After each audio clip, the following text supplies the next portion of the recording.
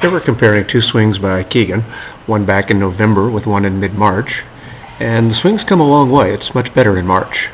Even here in the stance, he just looks a little more comfortable and his weight's a little more balanced. It's supposed to be looking almost a little off balance back in November.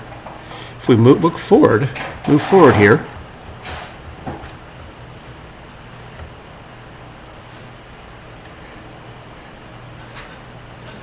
it's a pretty good load in both cases, particularly in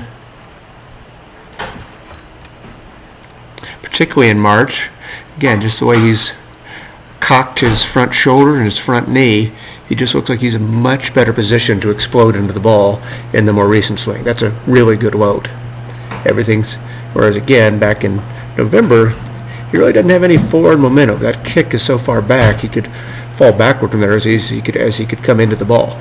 So I like this new loading technique. Something else to observe as you come forward into toe touch. Key thing is at toe touch is that you want to still be cocking the bat, and that's what's a little bit of an extreme bat wrap. He's in much better position in March to explode into the ball. And if you go forward to heel plant, well, back in November he was sort of trying to get the bat through before he finished the stride, whereas in March the heel's down, he's finished sort of the forward momentum part of the swing, and now it's time to explode through the ball. That's a good job. He's set up well.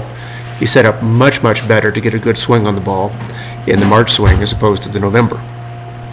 I'd say at that point his weight is maybe a little farther back than you'd like, but not bad at all, whereas everything was pretty far back and tentative back in November. So yeah, he's doing a much better job of attacking the ball.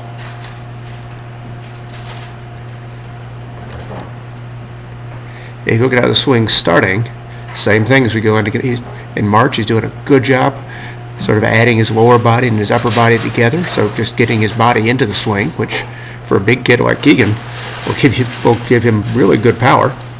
I guess one thing I noticed even in the March swing, but in both, his foot's not coming around at the same time as the hip, and that's not horrible, but it would free up the power a little bit if this heel were spinning around as well.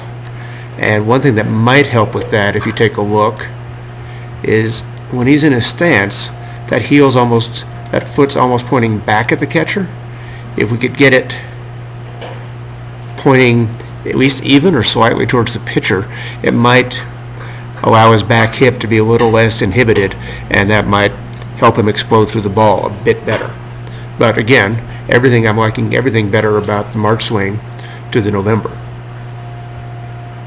Good bat lag in both cases. Good job getting the eyes looking right down at the ball, where the ball will be meeting the bat, and a little bit more positive and aggressive weight shift in March, which is a good thing.